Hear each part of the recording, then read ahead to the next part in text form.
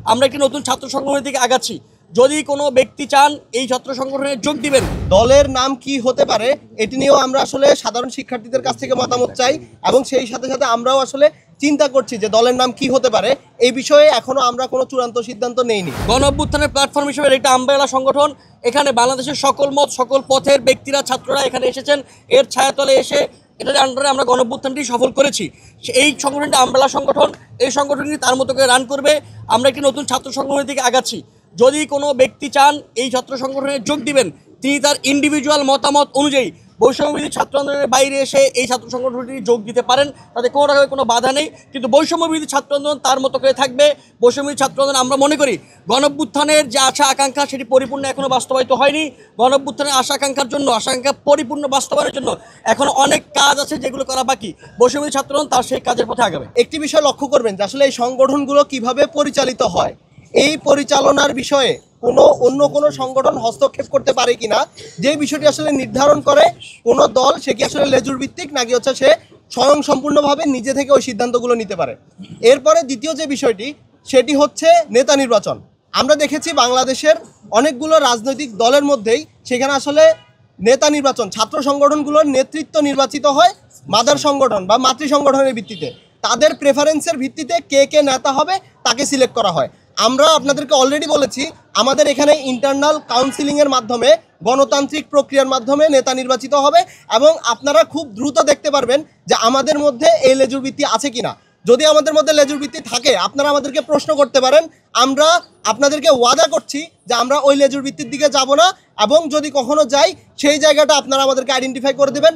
অন্য সংগঠনগুলোর সাথে আমাদের পার্থক্যটা এখানে থাকবে, আপনারা আমাদেরকে ফ্রিলি ক্রিটিসাইজ করতে পারবেন। জুলাই গণঅভ্যুত্থান পরবর্তী সময়ে আমরা একাধিক রাজনৈতিক নতুন দল আসছে এরকম কথা আমরা শুনতে পাচ্ছি।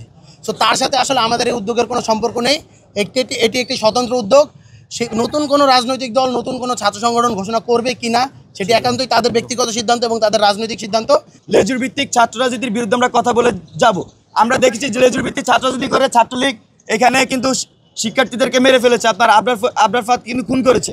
এছাড়া আওয়ামী লীগ হচ্ছে লাঠিয়াল বাহিনী তাদেরকে ব্যবহার করেছে। তো আমরা সবসময় এই লেজুর ভিত্তিক ছাত্র রাজনীতির বিরুদ্ধে আমরা সবসময় সোচ্চার থাকবো। আমাদের যে কাঙ্ক্ষিত ছাত্র সংগঠন সেটি মূলত যে জুলাইয়ের স্পিরিট, সেই জুলাইয়ের স্পিরিটকে ধারণ করে গঠিত হওয়ার প্রক্রিয়া আছে এবং জুলাইয়ের আশা আকাঙ্ক্ষাকে বাস্তবায়ন করবে।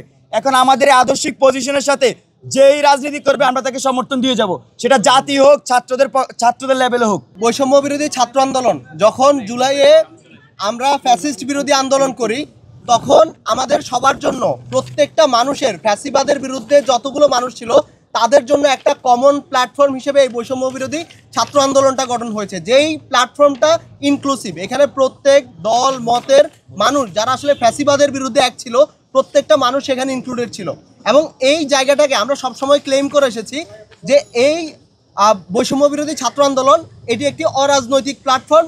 এই সংগঠনটা বা এই প্ল্যাটফর্মটা কখনো রাজনীতিতে আসবে না।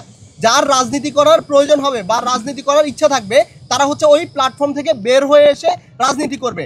এখানে আমাদের যেই উদ্দেশ্য বা যে আদর্শ নিয়ে আমরা বৈষম্য বিরোধী ছাত্র আন্দোলনে গিয়েছি সেই আদর্শটা এখনও ঠিক আছে।